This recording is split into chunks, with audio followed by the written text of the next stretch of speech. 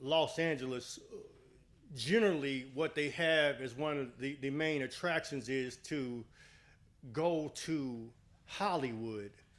And if you're going to Hollywood, the primary idea is to see a movie star or a TV actor or what have you, and to ultimately probably tour one of the studios that they have there, whether it be Paramount, Universal, or Time Warner, or maybe even Sony, to hopefully see some things that you've seen on TV, to experience a movie set.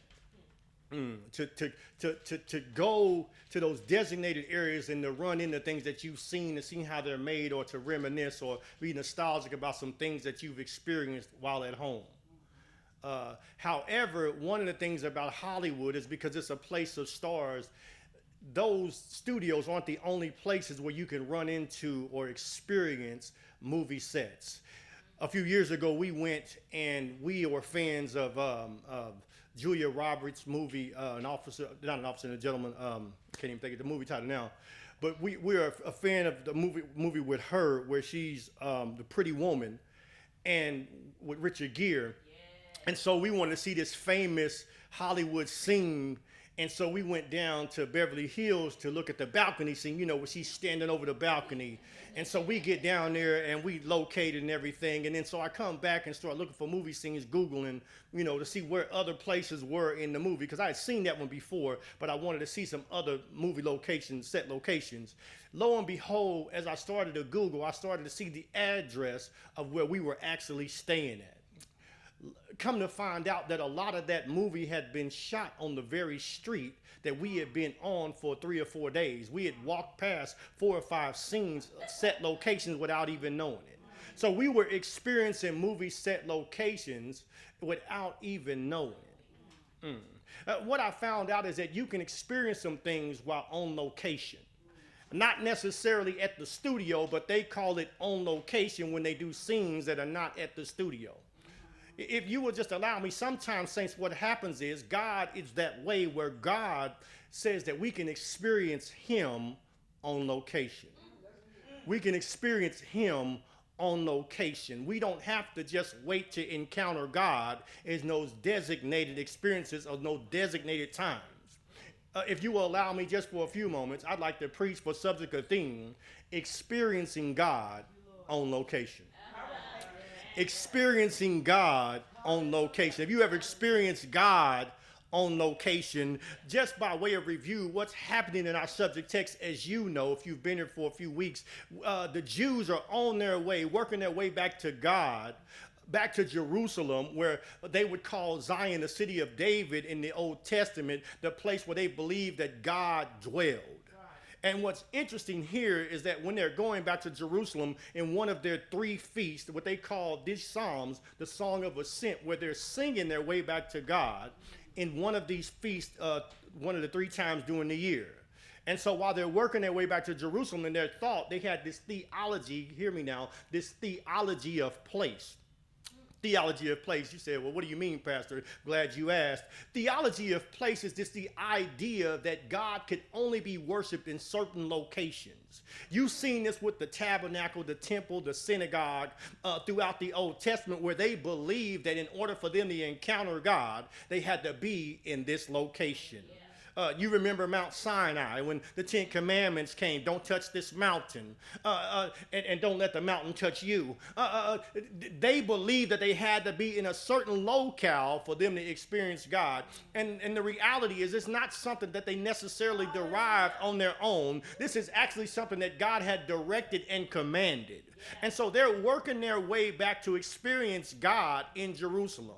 However, like you and I know, life has a way where to letting you know you can't just wait on God, or you just don't need God in a certain location. That's right. As a designated spot, a prescribed place, or at a prescribed time. Life shows you that you need God on location. And so what they found out as they started thinking about the marauders and the robbers that were up in the hills, because you said, why did this dude even look to the hills anyway?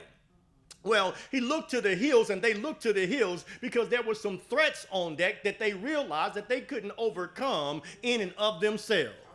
You ever faced some things that you knew from the get-go, from the outset, that you couldn't deal with that thing by yourself?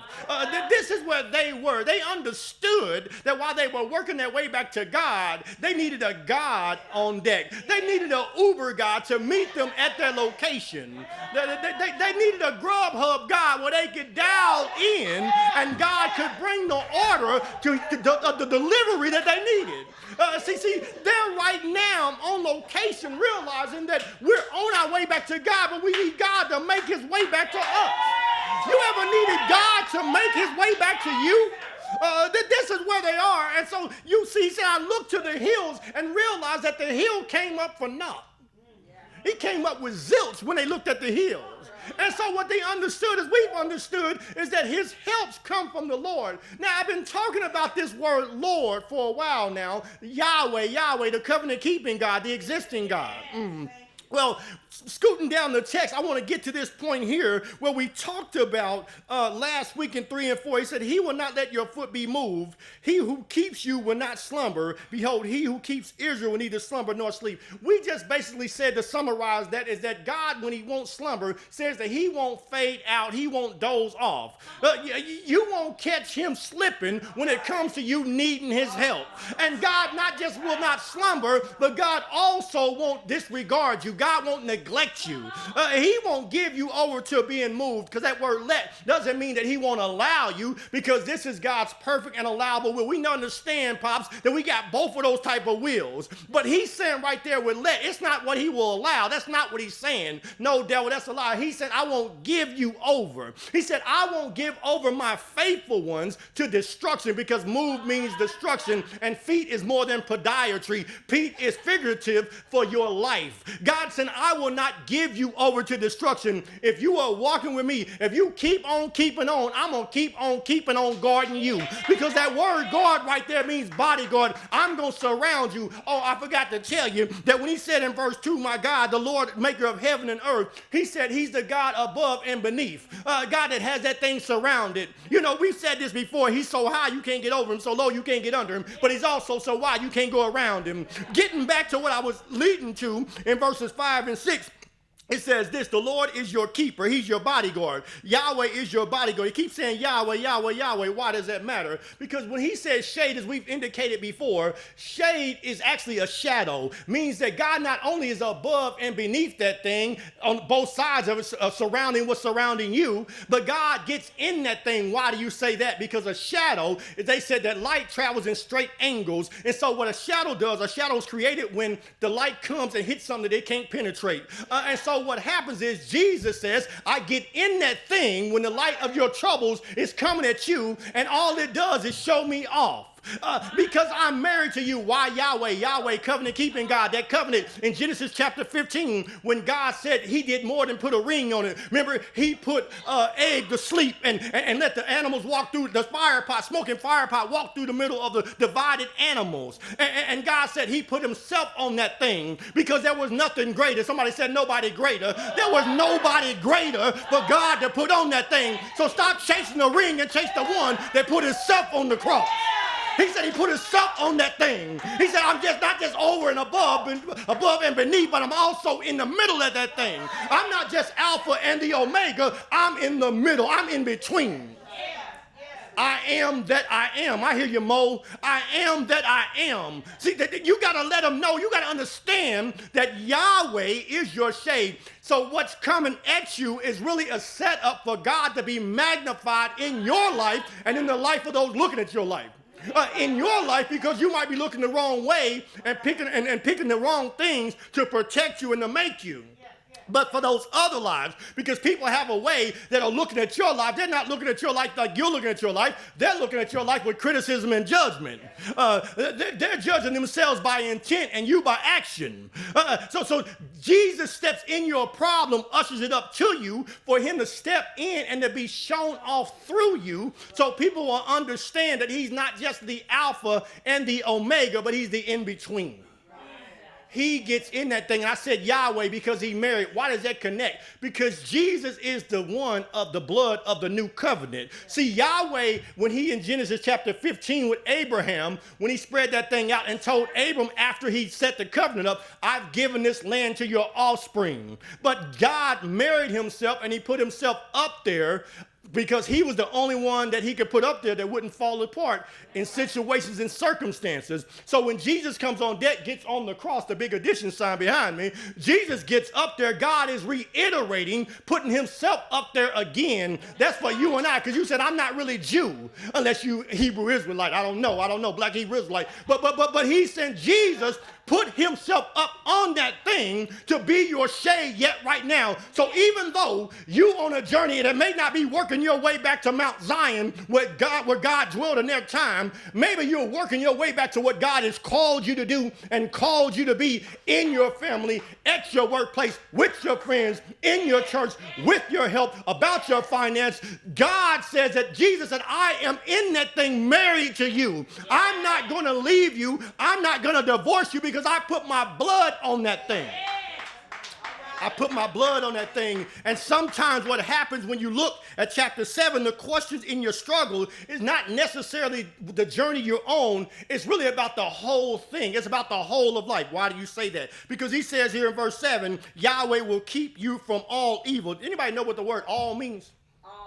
It means all. I got some geniuses in here, some scholars, some theologians. It literally means all. Thank you for your help. He said all evil, but that word evil right there is not a moral evil. It's not about right and wrong, black and white. That's not what he's talking about. He said all evil. He said anything that would harm you. He's again pointing back to the life. He said, I will keep your whole life. He said, not just term life, I'll keep your whole life. He said Jesus has stepped in that thing, given his blood to cover your whole life. And you can see it in the B clause because he goes back and makes it clear. He will keep your whole life, in case you didn't understand it in the first clause when he said all evil. But then he goes forward. He said, well, what does my life look like? There's some questions. He said, the Lord will keep your going out and your coming in. This is verse 8. From this time forth and forevermore. He said, you're going out and you're coming in. Now, I want you to hear this right now. According to Deuteronomy chapter 28, what he's really illustrating is where he told the Jews in verses 7 and 8. Let me read it for you, and we'll come back to this in Psalm 121. But in verse 7 in Deuteronomy, he says this way. He says, the Lord will cause your enemies who rise against you to be defeated before you. They shall come out against you one way and flee before you seven. Come on. Somebody say, you don't wrote a 7 on that thing. And they don't wrote a 7. They don't crapped out. They crapped out. God will make them crap out. See, they wrote a 7. God will make them roll 7s. Snake eyes. The Lord will command the blessing on you in your barns and in all that you undertake. And he will bless you in the land that the Lord your God has given you. Come on now. Let me go back to 7 again. The Lord will cause your enemies who are rising against me. Somebody say my enemies. The Lord's going to cause my enemies who are rising up against me to be defeated. That sounds like Isaiah 54 and 17. Let no weapon formed against me shall prosper, and every word that comes, every voice that rises up, tongue that rises up against me shall fall. No weapon formed against me shall prosper, and every tongue, everybody talking about me is going to fall. It's going to fall. Everything that's speaking against you, everything that's speaking against the blessing that God has on your life shall fall. God said it ain't going to prosper. It might show up, but it ain't going to prosper. So don't you be caught off guard because you're looking at it. It can't be an enemy unless it show up. It can't fall unless it's in front of you. He said it might show up, but it ain't going to prosper. It might be a problem, but it ain't going to prosper. Yeah. He says, they're going to be defeated before you. He said, you're going to see that thing. You're going to see it fall. Yeah. See, sometimes you just see the enemy rising. So he said, it rises. He said, but you also going to see it fall. God going to give you witness, make you a testimony to talk about how this thing came up against you, how you didn't know how you were going to make your way out. But then you're going to have a psalmist come and say, Waymaker. Yeah. Waymaker. You said, how did it happen? Why did it fall? Waymaker. That's how it falls, right in front of you. Waymaker. You're going to say it didn't prosper. Say, well, how do you know it didn't prosper? Because I seen it fall. I seen God step on that thing. God prophesied to me that it wasn't going to fall. He said it was going to show up, but it wasn't going to show out. That's what he said. That's what he said. The Lord will command the blessing to you, and he will bless you in the land that the Lord your God is giving you. This is God covering your going out and your coming in. When God said, I'm going to keep your going out and your coming in, he said, I'm going to bless you on location. He is the God that protects on location. See, they were on a journey, and it was a question. You know how people, you ever had somebody take you somewhere and then don't bring you back? You hitch a ride with them.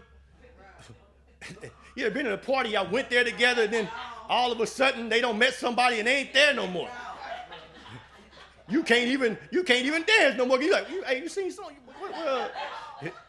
Go, and people telling you go ahead and dance, and you, no, I can't dance.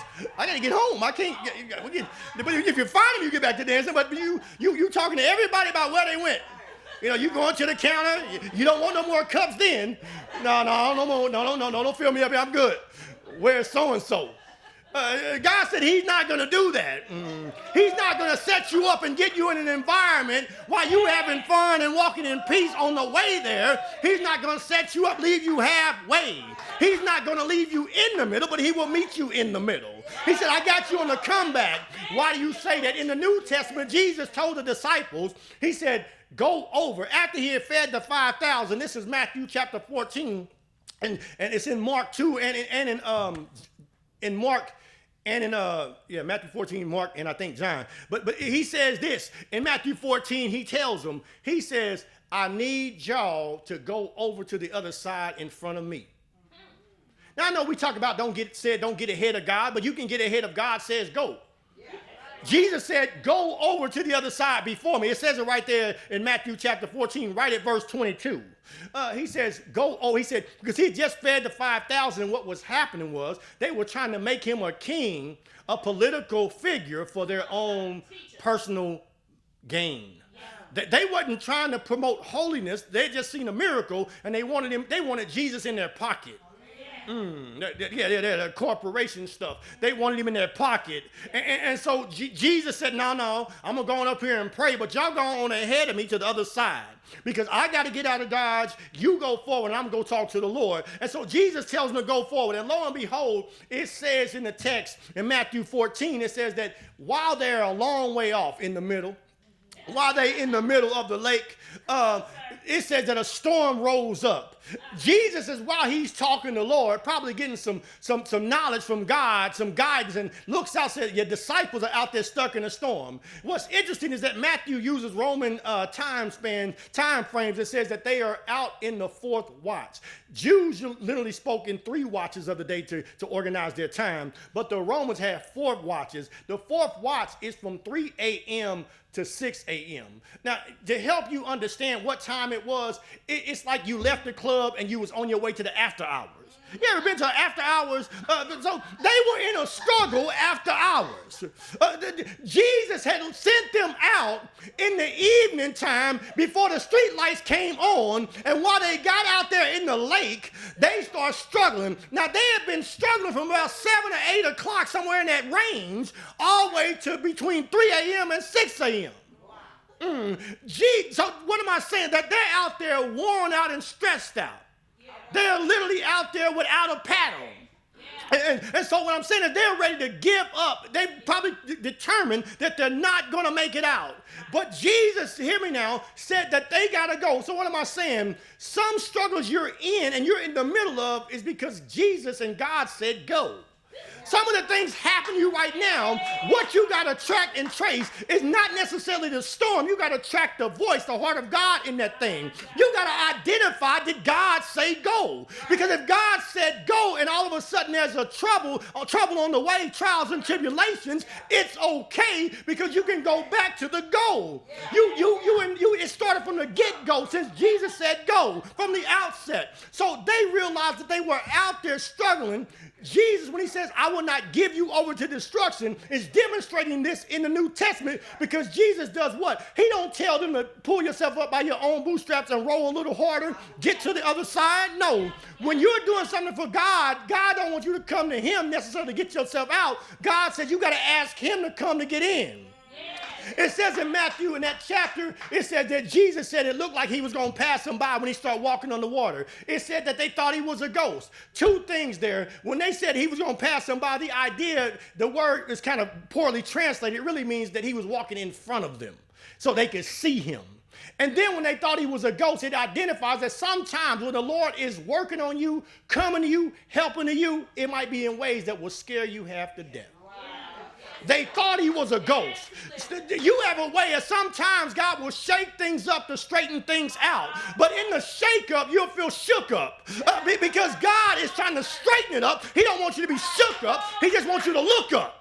And so what'll happen is that sometimes you'll think God is a ghost. You'll think God is that thing that is coming to destroy you, that's coming to take you out, that's coming to end your life, that's coming to make you look ashamed. People looking at you and pointing fingers and talking about you. You'll think God has set you up for failure. God has got you halfway out there at the party, in the middle of the party, but lo and behold, pulled off when you got inside. No, he is not. The devil is alive. Jesus comes out to that thing because he's a faithful, covenant-keeping God. Yahweh, he walks out there on the water. What happens there? He gets there. Now, this has happened before where they've been on the boat in the water. So the disciples understand about traveling, going on cruise lines with Jesus. The first time when Jesus was there, they had a problem. But this time they go out and Jesus wasn't there. I don't know what kind. They had some real faith at that moment. Because if we had a problem when he was there, and so what's going to happen if he ain't there? But I digress. But he's out there the last time. This is in Matthew 8, where Jesus is asleep, right? Jesus gets up and speaks to that thing. And in Mark 4, and says, peace be still, right? But this time something different happens. When Jesus in Matthew 14 walks out there, he walks out there and don't say nothing. Matter of fact, the first word spoke after he says, take heart, it is I. Peter says, Lord, bid me come. He says, Lord, command me to come to you. Where? On the water. Lord, command me to walk on my storm. Lord, help me to step on this thing that's trying to step on me. I need you to walk me on top of what's trying to walk all over me. I need you to help me to press forward on what's trying to press me down. He said, Lord, command me. Lord, give me authority to walk on what's trying to have authority on me. You need God to give you authority to walk on and walk over what's trying to walk on you. He said, Lord, bid me come, bid me come. And so as Peter kept his eyes on God, he was able to step on some things that had been stepping on him. Have you ever been able to step on some things that was trying to step on you? God, and if you haven't, here's how you can. Ask the Lord, bid me come. Lord, get into my situation. Give me wisdom. Give me direction. Give me your presence so I can start stepping on what's trying to step on me. Bid me come, bid me come. Lord, give me authority on what's trying to take authority over me. That's that thing that you thinking about all day. That thing that they talking about all the time, the thing that they pointing out about you, the thing that say they don't like, you'd be cool if you wasn't so much of this and so much of that. The devil is alive. Lord, give me authority over that thing that's trying to take me out. Give me authority over that lust. Give me authority over that fear, over that low self-esteem, over that doubt, over that hurt, over that unforgiveness, Lord. Bid me come, command me to step on that thing. To take every thought captive unto the obedience of Christ Jesus. Lord, let me step on this stronghold situation. And so then Jesus comes, but what happens is Peter does like you and I do sometimes. Peter, as the wind ruffles up a little bit more, because Satan, when he sees you faithful a little bit, he starts to ramp up the storm a little bit, and we get tempted to look the other way. And what happens is we lose some ground. Peter went in the water. What he was walking on start overcoming him. So he was an overcomer, and he was overcame. But temporarily overcame because, remember, he said, I will let your foot be moved. God didn't let Jesus drown because he reached out and pulled him up out of that thing. What am I saying? That even when God gives you authority, don't depend on every step you take. You know, every little step I take. No, Jesus, when he gives you authority, there's going to be some slips and some falls. There's going to be some rolling and some swaying and some things like that, and that's okay. But remember, like I said last week, like the skyscrapers in Chicago, they have built the foundation strong enough that it'll allow you to sway in certain perimeters when the storm goes. You might swing and sway, but you ain't falling over. Jesus is not going to let you fall over. So just because the wind got you moving a little bit, you seen a little bit of God in that thing and it seems like it's going a little bit backwards, put your attention back on Jesus and watch Jesus reach down and do what you can't do. Peter was never meant to walk the whole way on the water anyway. Jesus wasn't calling him out of the boat to walk all the way to the other side. He was just demonstrating the ability, what mustard seed faith looks like. That was just what mustard seed faith looked like. We get to tripping why he looked away. You look away too. You might not even looked out. You might not even said nothing. But Peter looked out, said, bid me come, got out that thing and walked over there to something that he thought was a ghost. What does that mean? When he called on him and said, Lord, command me, there was a perspective change. He realized that what he thought was meant to take him out was meant to take him up. He realized that Jesus was in that thing at the whole time. But the thing got hard. He looked away, fell down. But Jesus said, I'm going to be the Alpha and the Omega. I am your God.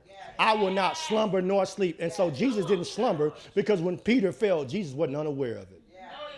He wasn't unaware. How do you know? Because he reached down and pulled him back up.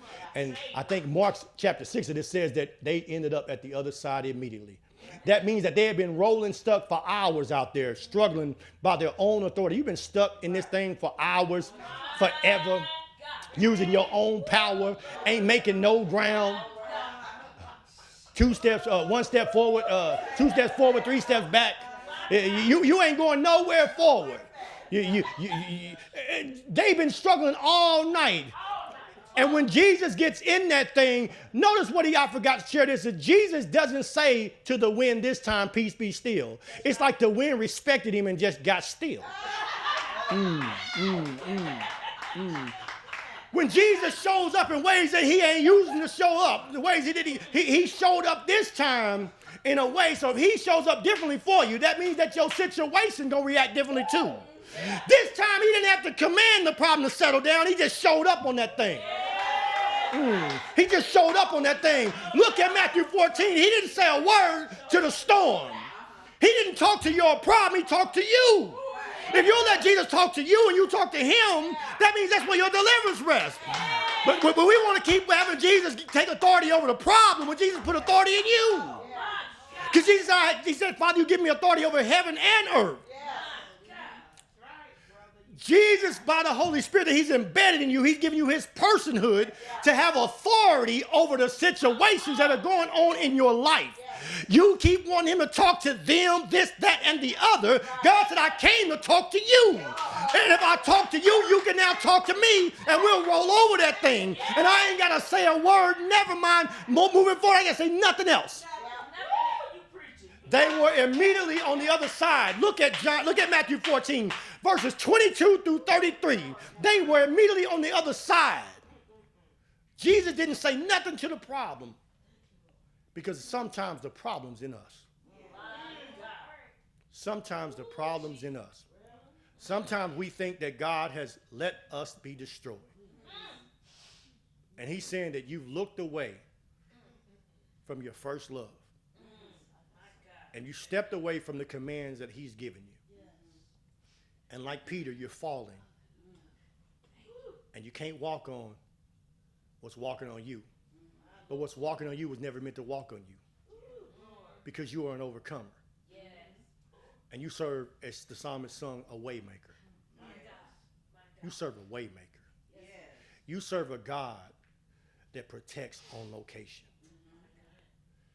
A God that will come get you in the midst of what's going on. And all he wants you to do is say, Lord, bid me come. Sometimes it's a song like the psalmist was singing in 121.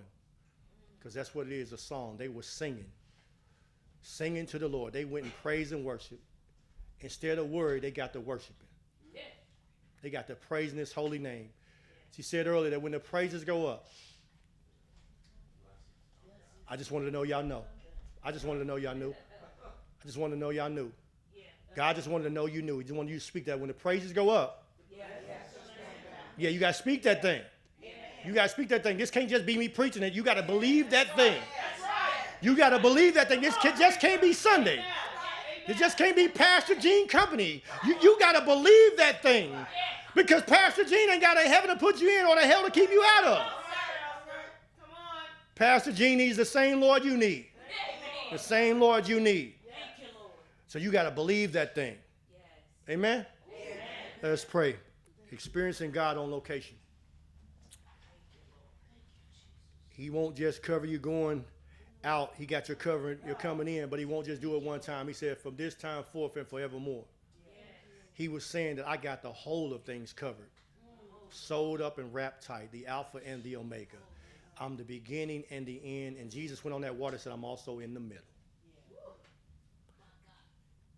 Our Father and our God, stand with me if you will, as we pray.